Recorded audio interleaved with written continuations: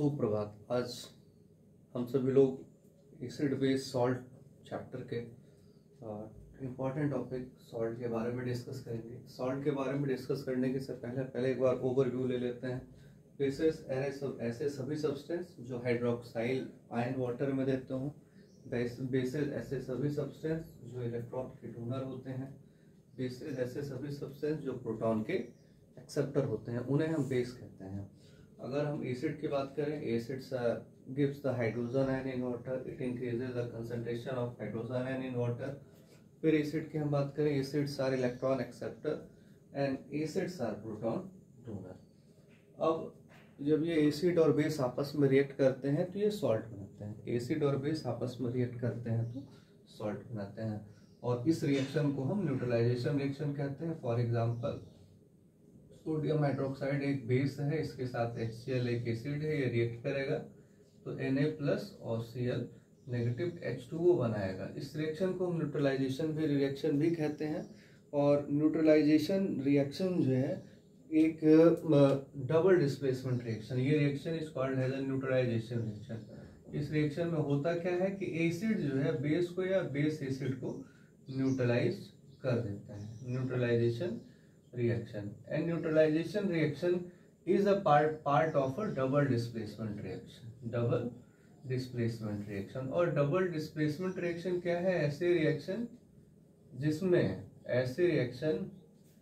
जिसमें आयन का एक्सचेंज हो। और डबल डिस्प्लेसमेंट रिएक्शन क्या है? Ion exchange reaction. इस रिएक्शन की ब्यूटी क्या है? अगर इस रिएक्शन की ब्यूटी की बात करें तो देखिए, यहाँ पे Na+ है और यहाँ पे भी Na+ है, यहाँ पे H+ है और यहाँ पे भी H+1 ही है। तो साधारण भाषा में कह सकते हैं कि ये रिएक्शन होने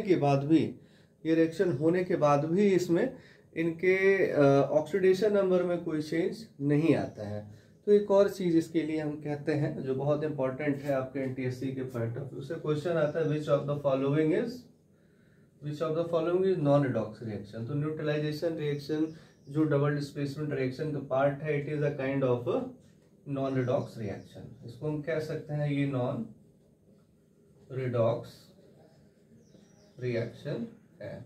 और सॉल्ट को पहचानने के एक और तरीका है, सॉल्ट में एक मेटल आयन होगा और एक नॉन मेटल आयन होगा। एक मेटल आयन होगा और एक non metal, other than oxygen. ये ध्यान देना है, ऑक्सीजन के साथ अगर ऑक्सीजन भी है तो उसके साथ भी कोई और एक नॉन मेटल आयन होगा, ऐसा कहा जाता है। लेकिन इसके एक्सेप्शंस भी हैं, जैसे ammonium hydroxide, salt of ammonia. हम ले लें अमोनियम हाइड्रोक्साइड की रिएक्शन अगर हम नाइट्रिक एसिड से कराते हैं तो अमोनियम में ना ही कोई मेटल है, नाइट्रोजन भी नॉन मेटल है और हाइड्रोजन भी नॉन मेटल और ऑक्सीजन भी नॉन मेटल है, फिर भी ये सॉल्ट बनाता है अमोनियम क्लोराइड प्लस वाटर। तो ये भी क्वेश्चंस आते हैं, name the salt which do not contain the metal ion. All the salt of ammonia will be considered as the salt that do not have the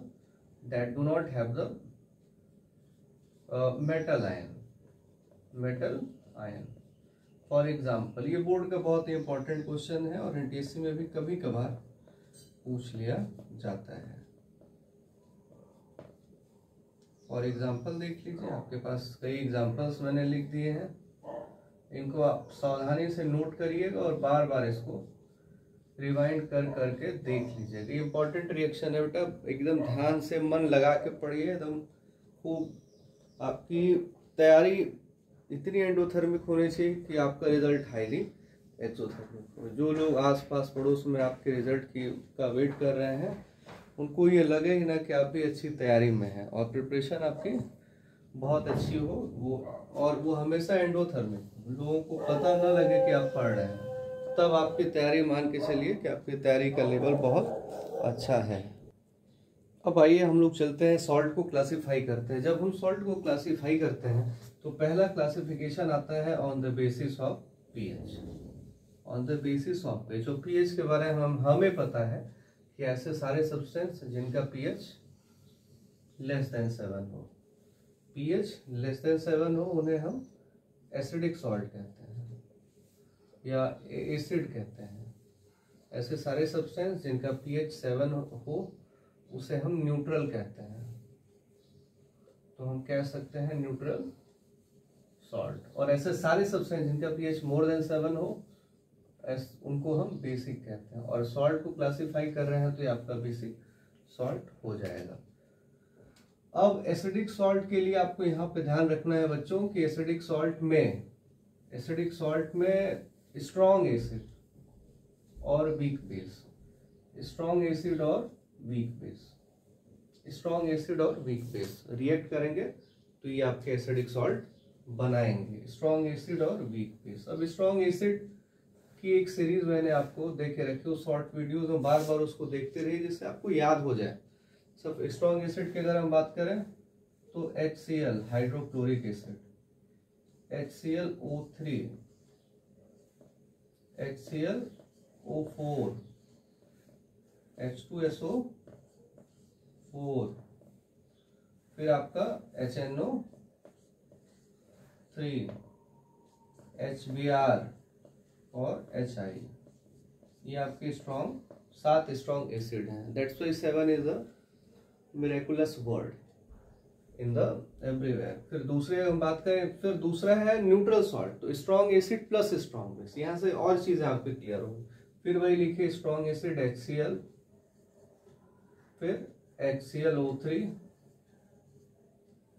HClO4 plus HNO3 plus H2SO4, HCl और HBr। फिर strong base की अगर हम बात करें तो आपका NaOH, फिर KOH, फिर RbOH, फिर CSOH, फिर कैल्शियम हाइड्रोक्साइड, फिर स्ट्रोंटियम हाइड्रोक्साइड, फिर बैरियम हाइड्रोक्साइड। फिर वीक बेस की अगर हम बात करें तो हम कुछ भी ले सकते हैं other than this, MgOH whole twice, ZnOH whole twice, CuOH whole twice, CuOH whole twice, फिर अमोनियम हाइड्रोक्साइड, ये सभी वीक बेस हैं आपके, weak base. These all are the followings are the weak bases. अब इसको मिल्क ऑफ मैग्नीशिया भी कहते हैं बच्चों, ध्यान रखिएगा, कॉमन है मिल्क ऑफ मैग्नीशिया, ठीक है, मिल्क ऑफ मैग्नीशिया। अब ये बनाएगा आपका MgCl2। तो मैग्नीशियम क्लोराइड आपका एसिडिक सॉल्ट है, क्यों? क्योंकि मैग्नीशियम हाइड्रोक्साइड एक वीक बेस और HCl आपका स्ट्रॉन्ग एसिड है। फिर अगर HClO3 की अगर हम बात करें, तो यहाँ पे भी zinc chlorate is also acidic salt. Further अगर हम बात करें, नेक्स्ट आपका CuClO4 ट्वाइस। हालांकि ये सॉल्ट बनते नहीं है, फिर भी हम अपने समझने के लिए इसको लिख रहे हैं। बहुत सारे इसमें से दे डू नॉट फॉर्म। फिर आपका कॉपर सल्फेट प्लस वाटर हर जगह रहेगा, ध्यान रखिए, वाटर मैं नेग्लेक्ट कर दे रहा हूँ। फिर यहाँ पे अमोनियम नाइट्रेट, फिर यहाँ पे ammonium hydroxide plus hydrobromic acid will form the ammonium bromide. Further अगर हम बात करें ammonium iodide. These are the some examples of the acidic salt. These are the some examples of the some glimpse of acidic salt. Further अगर हम बात करें strong acid और strong base, strong और एसिड स्ट्रॉन्ग बेस एक दूसरे को क्या करेंगे? कंप्लीटली न्यूट्रलाइज करेंगे। When they will neutralize completely to each other, so it means that कि the pH will be 7, like NaOH plus HCl, strong acid, it will form the NaCl plus water, and we are aware about the sodium chloride क्या है? Neutral salt है। HClO3 plus KOH, it will form the potassium chlorate. HClO4 plus RbOH, it will form the rubidium perchlorate. Further HNO3 plus CSOH, it will form the CSNO3. Further अगर हम बात करें तो calcium hydroxide plus H2SO4, it will form the calcium sulphate.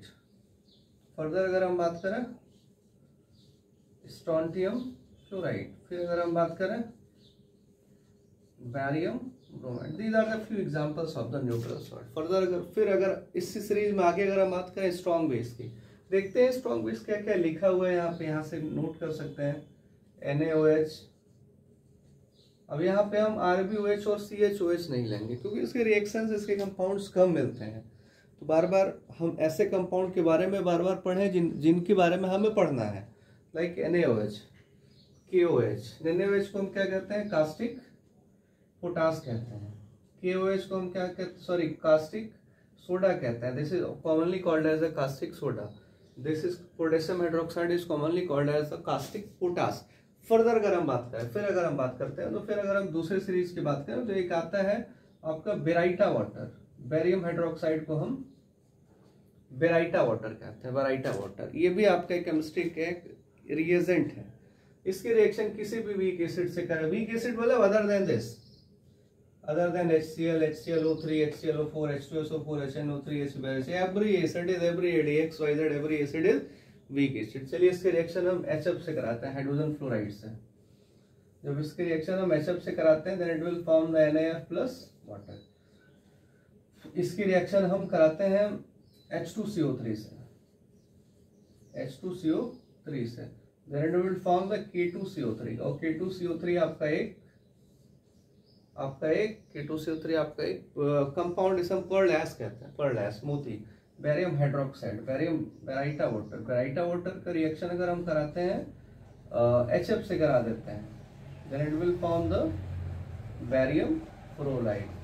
This is the classification of the substance on the basis of pH. आप इसको ध्यान से पढ़िए, बार बार देखते रहिए जिससे आपको याद हो जाए. ये सारी चीजें आपके लिए जरूरी है. और भी बहुत सारे एग्जांपल्स हम कर सकते हैं, जैसे सोडियम कार्बोनेट भी बना सकते हैं. यहाँ पे NaOH plus H2CO3, it will form the Na2CO3. These are the few examples. ठीक है. अब इसके बाद नेक्स्ट क्लासिफिकेशन फिर हम पीएच की करेंगे. ठीक है. Further classification after some time.